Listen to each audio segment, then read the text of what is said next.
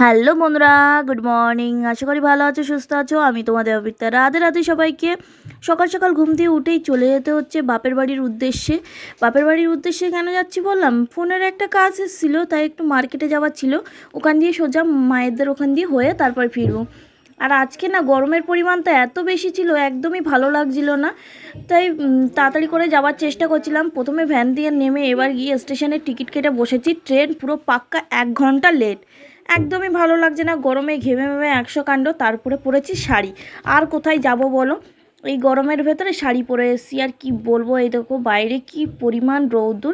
আর এখন বামনগাছি বসে বসে ট্রেনের জন্য অপেক্ষা করছি। ট্রেন আসুক, তারপরে ট্রেনে উঠবো। ফাইনালি কিন্তু ট্রেনটা চলে এসেছিলো, আর ট্রেনটা ফাঁকাও ছিল। ট্রেনে উঠে পড়েছি আর কিনে নিয়েছি একটা জলের বোতল, কারণ এত গরম পড়েছে যে গলা শুকিয়ে যাচ্ছে বারবার। তাই বারবার করে জল খাচ্ছি। জলটা তোকে এক্ষুনি কিনেছি, এক্ষুনি প্রায় শেষ করে ফেলেছি। চলো যাওয়া যাক। আর এই ট্রেন যখন চলে তখন আমার যে কী খুশি লাগে। এই যখন যাবার সময় মায়েদের ওখানে এত মন ভালো হয়ে যায়, কিন্তু আসার সময় এত মন খারাপ হয়ে যায় কেন আমি ঠিক জানি না। তবে ফাইনালি ট্রেন থেকে নেমে অটোয় বসে গেছি। অটোয় করে চলে যাবো এখন নিউ ব্যারাকপুর। ওখান দিয়ে কিনতে যাব জিনিসটা, পাসটা কিনে নিয়ে তারপরে মায়েদের ওখানে যাব। অটো দিয়ে নেমে এবার ধরে নিয়েছি টোটো, কারণ যে কাকুর দোকানে যাব আমি পাসটা কিনতে, সেই জন্য আমার কিন্তু ধরে নিতে হবে একটা টোটো। আর এই সুন্দর ব্যাগটা কিনেছি, কেমন হয়েছে জানাতে কিন্তু তোমরা একদমই ভুলো না। তারপরে কিন্তু ফাইনালি আমি পাসটা পাইনি বলে চলে এসেছি বাপের বাড়ি। আর রেডি সেডি হয়ে গিয়ে শুয়ে পড়েছি, কারণ আমার প্রচণ্ড কষ্ট হচ্ছিল। কারণ এখন পাসটা পাওয়া যায়নি, আমাকে বলো রাত 8টায় এসো। তাই আজকে আমাকে আজ আর বাড়ি ফিরবো না, আজকে মায়েদের ওখানেই থেকে যাব।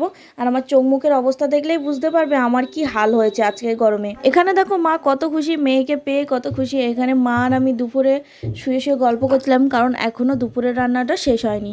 আর এত গরম ছিল। আর এই হচ্ছে আমার ঘর, যে ঘরে আমি বিয়ের আগে থাকতাম। এই ঘরটা আমার খুবই পছন্দর, এখনও এটা আমারই ঘর। আর এই হাতের ব্রেসলেটটা আমি কিনেছি, কেমন হয়েছে জানিও তোমরা। আর প্রথমবার পরছি, কেমন লাগছে জানি না, তোমরা মতামত জানিও। এটা ছিঁড়েও ফেলেছি আমি। যাই হোক, দুপুরে খাবার খেতে বসে পড়েছি। এখানে ছিল পেঁপে শুক্তো, উচ্ছে দিয়ে সয়াবিন দিয়ে পেঁপে শুক্তো ছিল, তাই আমি অল্প করে নিয়েছিলাম, বেশি নিইনি। আর এখানে না আলু দিয়ে লাল লাল চিকেনের ঝোল ছিল, তো বেশি খেতে পারিনি, গরমে ভালো লাগছিল না একদমই। তার জন্য আমি অল্প করে এখানে পেঁপে দিয়ে খেয়ে নিচ্ছি, তারপরে চিকেন দিয়ে অল্প করেই খেয়েছিলাম, বেশি আর খাওয়া দাওয়া হয়নি। এই সামান্য যাই অল্প করে খেয়ে উঠে গেছিলাম, কারণ আমার আজকে প্রচণ্ড কষ্ট হচ্ছিল, খেতে ইচ্ছা করছিল না। তার জন্য আর আমার আজকে আবার মার্কেটে দৌড়াতে হবে, একদমই ভালো লাগছে না। আর কাল সকাল হলেই চলে যেতে হবে।